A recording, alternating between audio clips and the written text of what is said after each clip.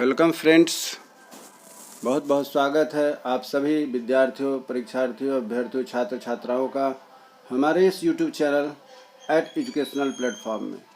इस educational platform में हम सभी आज की जो महत्वपूर्ण टॉपिक है CTET 2022-23 के उसके पेडागोजी पर डिस्कशन करने जा रहे हैं। और हमारा यह टॉपिक है बच्चा समस्या समाधान करता एवं वैज्ञानिक अन्वेषक है कैसे। कहने का मतलब है बच्चे, बालक, शिशु जो होते हैं वह समस्या समाधान करता भी होते हैं, अर्थात उनके पास जो समस्या आती है उसका समाधान भी वो खुद करते हैं। और समस्या समाधान के दौरान उनके अंदर एक गुण विकसित होता है जो उन्हें आगे वैज्ञानिक बनने के क्षेत्र में अग्रसर करता है। तो आज हम लोग इस पेडागोजी के 18वें अध्याय में पढ़ने जा रहे हैं कि बच्चा समस्या समाधान करता, अर्थात उनकी जो समस्या होती है उसका खुद ही वह समाधान कैसे निकालता है एवं उस समस्या समाधान करने के दौरान जो अनुभव लेता है उसके आधार पर वह वैज्ञानिक अन्वेषक अर्थात वैज्ञानिक खोज भी करता है कैसे। इस पर हम लोग चर्चा करने जा रहे हैं। समस्या समाधान, जैसा कि नाम से स्पष्ट हो रहा है कि हम समस्या समाधान पहले कहते किसे हैं, इसको समझा जाए, फिर आगे हम लोग चर्चा करेंगे कि समस्या समाधान एक बालक, एक शिशु, एक बच्चा कैसे करता है। तो समस्या समाधान होता क्या है।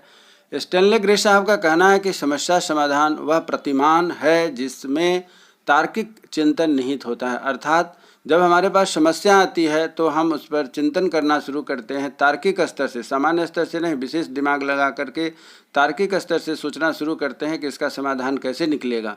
और वह उसका एक स्टैंडर्ड प्रतिमान है जिससे कि वह अपने समस्याओं से बाहर आ पाता है। इसलिए कहा गया है कि समस्या समाधान वह प्रतिमान है जिसमें तार्किक चिंतन निहित रहता है।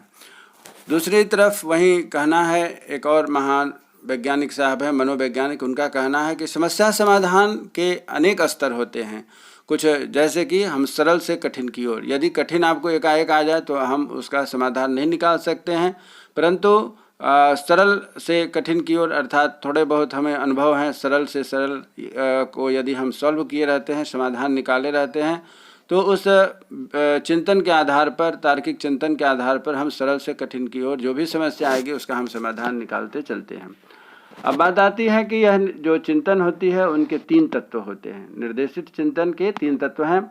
एक है समस्या, दूसरा है लक्ष्य और तीसरा है लक्ष्य की दिशा में एक कदम। अर्थात जब हमारे पास कोई समस्या आती है तो हमारा लक्ष्य होता है कि हम उस समस्या से बाहर कैसे निकलें, और उस समस्या से बाहर निकलने के लिए जो हम प्रयास करते हैं, चिंतन करते हैं, जिससे कि हम बाहर निकलते हैं, वह हमारा पहला कदम होता है उस समस्या से बाहर निकलने का।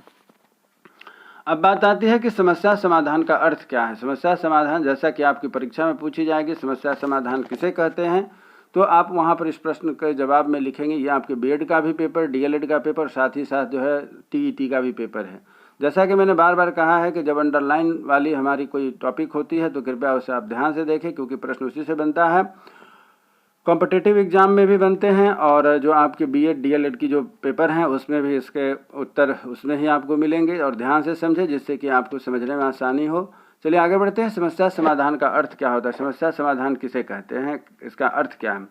तो समस्या को सुलझाना हमारे दैनिक जीवन का एक अभिन्न अंग है। प्रश्न बनता है कि दैनिक जीवन में हम कैसे समस्याओं को सुलझाते हैं, तो हम चिंतन करते हैं और चिंतन के द्वारा दैनिक जीवन के जो हमारी समस्याएँ आती है उन्हें हम दूर करते हैं। दूसरा है समस्या का समाधान निकालने में हमारे चिंतन निर्देशित और केंद्रित हो जाते हैं। अर्थात जब हम किसी समस्या के समाधान के लिए चिंतन करते हैं, एकाग्रचित होते हैं, तो हमारा दिमाग क्या होता है, केंद्रित हो जाता है, और केंद्रित होकर के उस वन डायमेंशन, एक दिशा में कार्य करने लगता है कि कैसे इस समस्या का समाधान हो सके।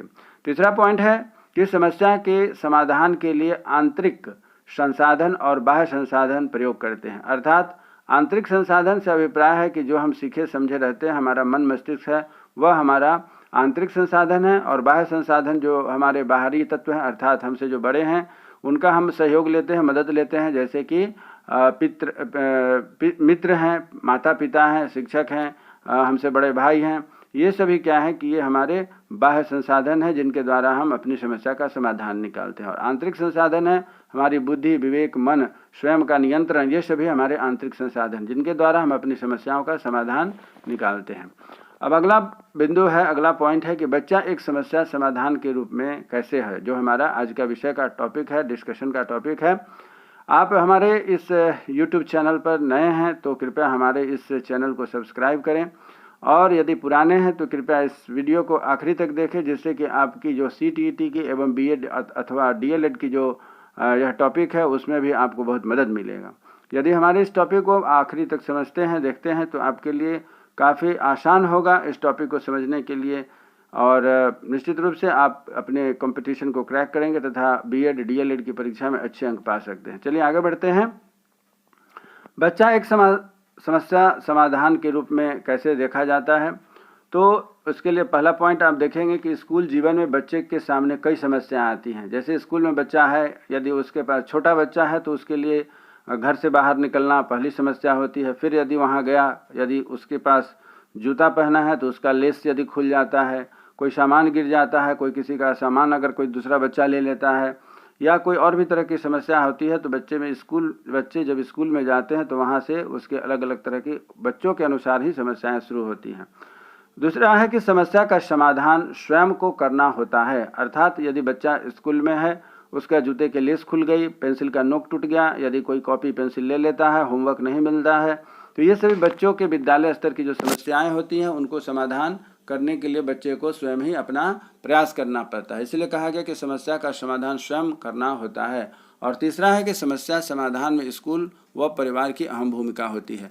जब बच्चा अपनी समस्या समाधान में नहीं सफल हो पाता है तो वह अपनी समस्या को अपने शिक्षक के साथ, अपने मित्रों के साथ तथा घर में आकर अपने परिवार सदस्यों के साथ रखता है। फिर उनके जो मित्र हैं, शिक्षक हैं, माता पिता हैं, वह उन्हें समझाते हैं कि स्कूल में यदि कोई समस्या हो तो वैसी स्थिति में कैसे वो समस्या का समाधान करेंगे।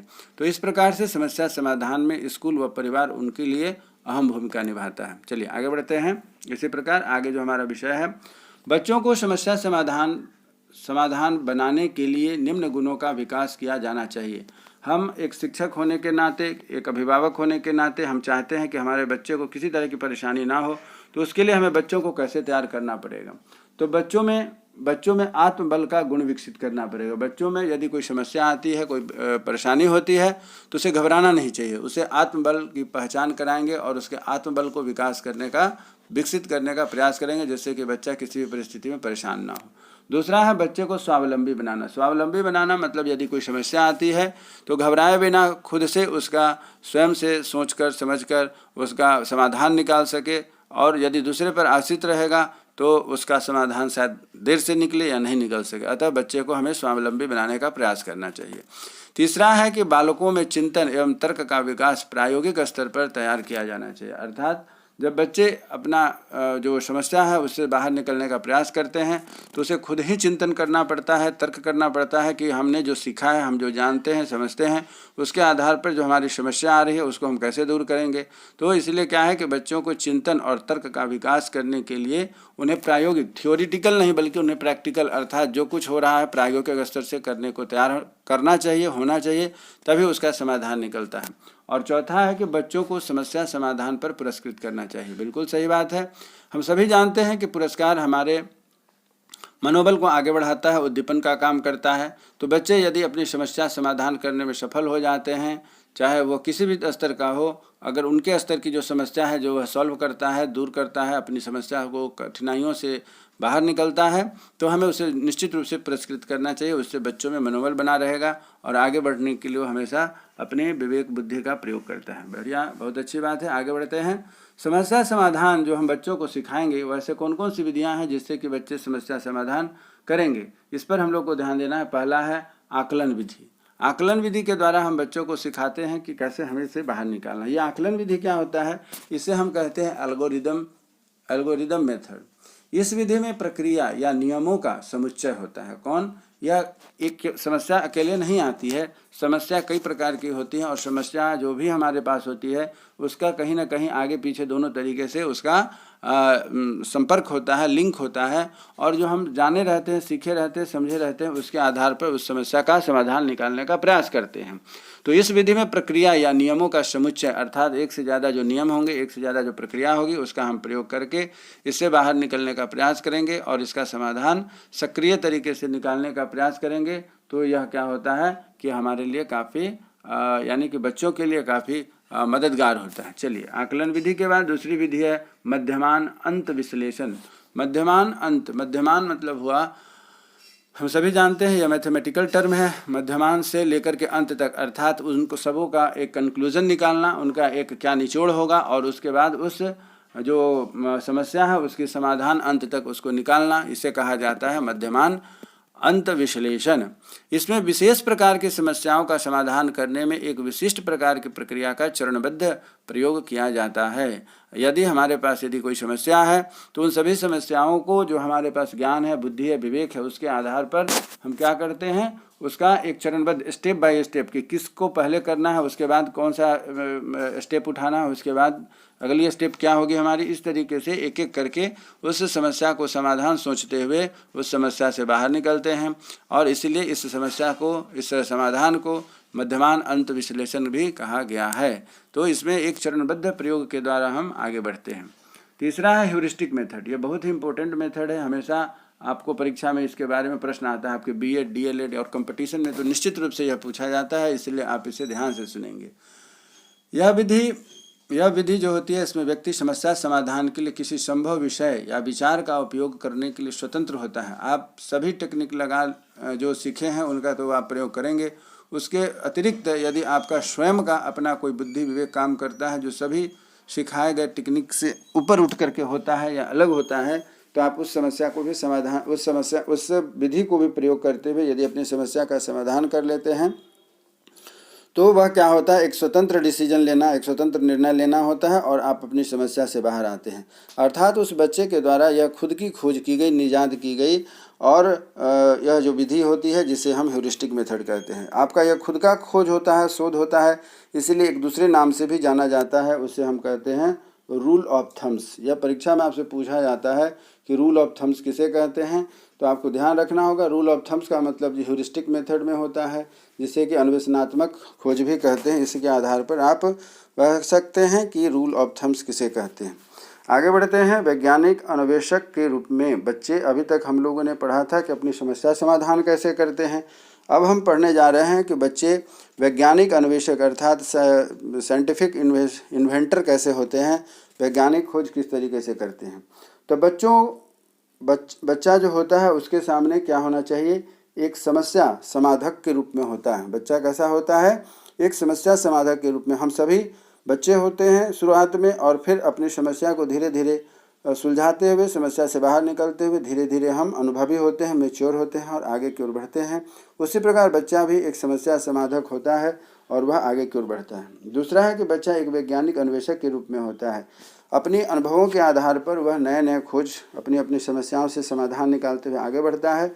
इसीलिए हम कहते हैं कि बच्चे जो होते हैं एक वैज्ञानिक अन्वेषक के रूप में होते हैं, जहाँ पर वह अपने बुद्धि का, विवेक का, स्वयं का प्रयोग करता है, और वह जो विवेक का प्रयोग करता है वह साइंटिफिक होता है, विज्ञान से जुड़ा होता है, ना कि किसी अन्य तर्क पर आधारित होता है। उसका जो उत्तर होता है वह साइंटिफिक स्तर से उसका कंक्लूजन निकालता है, उत्तर निकालता है। इसीलिए हम इसे वैज्ञानिक अन्वेषक के रूप में भी कहते हैं। और तीसरा है वैज्ञानिक गुणों का विकास करने हेतु आवश्यक कदम, अर्थात वह जो समस्या समाधान करेगा उसके लिए कौन कौन से उसे कदम उठाने चाहिए जिससे कि वह अपना गुण को विकसित करे और कैसे इसको आगे बढ़ा सकता है।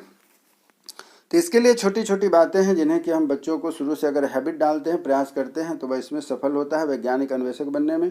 पहला, छोटी छोटी समस्याएं रखकर। दूसरा है संभावित समाधान के निर्माण हेतु प्रेरित करके। और तीसरा है बच्चों के द्वारा बताए गए संभावित समाधानों का परीक्षण करके। अर्थात छोटी छोटी समस्या बच्चों की उम्र, उनकी आयु क्षमता, उनकी मानसिक स्तर के आधार पर जब उनको समस्या दी जाती है या उनको समस्या आती है तो उसका वह समाधान निकालते हैं। जैसा कि उन्हें पहले से उसके बारे में अवगत होता है, उसका प्रयोग करते हुए, अपने बौद्धिक स्तर का प्रयोग करते हुए उसका समाधान निकालते हैं, जिससे कि एक उस कार्य करने के प्रति वह अग्रसर होते हैं। तीसरा है कि बच्चों के द्वारा बताए गए संभावित समाधानों का परीक्षण करके, अर्थात बच्चा किसी भी समस्या से ग्रसित है, परेशान है, और उसका वह समाधान किस तरीके से निकालता है, जो वह निरीक्षण करके, परीक्षण करके जो उसका समाधान निकल रहा है वह क्या उसके लिए उपयुक्त है या उससे और आसान तरीके से या और उसको अच्छे तरीके से बना सकता है। तो यह हम शिक्षक, माता पिता, परिवार के सदस्यों की जिम्मेवारी बनती है कि इसे हम कैसे इस समस्या से बाहर निकलने का रास्ता बताते हैं, दिखाते हैं, इस पर यह निर्भर करता है। अब आगे बढ़ते हैं कि समस्या समाधान के लिए वैज्ञानिक विधि कौन कौन से हैं। तो स्किनर साहब ने अपने जो उनका अन्वेषण था उसके आधार पर उन्होंने यह सिद्धांत दिया है कि बच्चों को हम कैसे एक वैज्ञानिक तरीके से समस्या समाधान के लिए अग्रसर कर सकते हैं। तो उन्होंने 7 रास्ते बताए हैं। उसमें से पहला है समस्या को समझना, अर्थात जब तक बच्चे समस्या को समझेंगे नहीं तब तक उसका समाधान नहीं निकाल सकते हैं। दूसरा है जानकारी इकट्ठा करना, अर्थात समस्या जब आई तो उसको समाधान करने के लिए किन किन सोर्स से हमें उसकी जानकारी लेनी होगी कि उसका समाधान कैसे निकला, तो उनको इकट्ठा करना कि कैसे इसका समाधान निकलेगा। तीसरा है कि संभावित समाधानों का मूल्यांकन, जो हमारे पास समाधान होगा वह कम समय में, कम खर्च में और कम एफर्ट लगा करके इसका बेस्ट सॉल्यूशन क्या निकल सकता है, यह कहलाता है संभावित समस्या समाधानों का मूल्यांकन। इस पर विचार करके हमें समस्या समाधान की ओर अग्रसर होना चाहिए। संभावित समाधानों का निर्माण, जब हम समाधान करने लगते हैं तो उस समाधान को दूर करने के लिए, उस समस्या को दूर करने के लिए जो हमारे पास परिस्थिति बनती है उसको हम कहते हैं संभावित समाधानों का निर्माण करना। उसके बाद है समाधान का प्रयोग करना, जो हमने मूल्यांकन किया, निर्माण किया, अब हम उसे उसका प्रयोग करेंगे जिससे कि हमारी जो समस्या है उसका समाधान हो सके। नेक्स्ट है, छठा है संभावित समाधानों का परीक्षण। अब हमने जो समस्या को समाधान करने के लिए जो अपने बुद्धि का प्रयोग करते हुए उससे निदान निकालने का, बाहर आने का, समाधान करने का जो प्रयोग किया है उसका हमें आकलन करना चाहिए कि वह कितना सही रहा, और इस प्रकार से क्या है कि उसका निष्कर्ष का निर्माण होता है जिससे कि हम समस्या से बाहर निकलते हैं। ये 7 नियम बताए हैं स्किनर साहब ने, जिसके द्वारा बच्चे वैज्ञानिक अन्वेषक बन सकते हैं और बनते हैं। अब अगला पॉइंट है हमारा कि बालक का वैज्ञानिक अन्वेषण के रूप में विकास क्यों जरूरी है। बच्चों के अंदर वैज्ञानिक अन्वेषण का जो विषय है उसको हम कैसे डेवलप करें, इसकी क्या आवश्यकता है कि बच्चों को वैज्ञानिक स्तर से हमें इसका विकास करना चाहिए। तो इसके लिए पहला है कि बालक अपने संज्ञानात्मक स्तर के अनुरूप विज्ञान के तथ्यों व धारणाओं को समझने में योग्य हो जाएगा। अर्थात यदि उनको हम शुरू से इस तरीके के माहौल देंगे, इस तरीके की परिस्थिति अगर उनके जीवन में आती है तो संज्ञानात्मक स्तर के अनुरूप, अर्थात उनके पास जो बुद्धि विवेक है उसके अनुसार वह उसका समाधान निकालने का प्रयास करने लगता है। दूसरा है कि वैज्ञानिक ज्ञान का सृजन करने लगता है, अर्थात जो उसके पास बुद्धि विवेक है उसके आधार पर वह क्या करता है कि वह चाहता है कि इसका समाधान वैज्ञानिक स्तर से निकले और उसका प्रयोग करते हुए वह जो अपने पास ज्ञान है वह साइंटिफिक स्तर से, वैज्ञानिक स्तर से सोच करके उसका बाहर निकलता है। उसके बाद तीसरा है कि बालक खुद को स्थानीय तथा वैश्विक परिवेश से जोड़ सके। बच्चों के पास जिस माहौल में रहते हैं उस स्तर के जो ज्ञान है उसको लेने के साथ साथ विश्व स्तर के, अर्थात ग्लोबल स्तर से जो उनके पास उसका साधन उपलब्ध हो उस पर भी बच्चे विचार करते हैं और आगे बढ़ते हैं।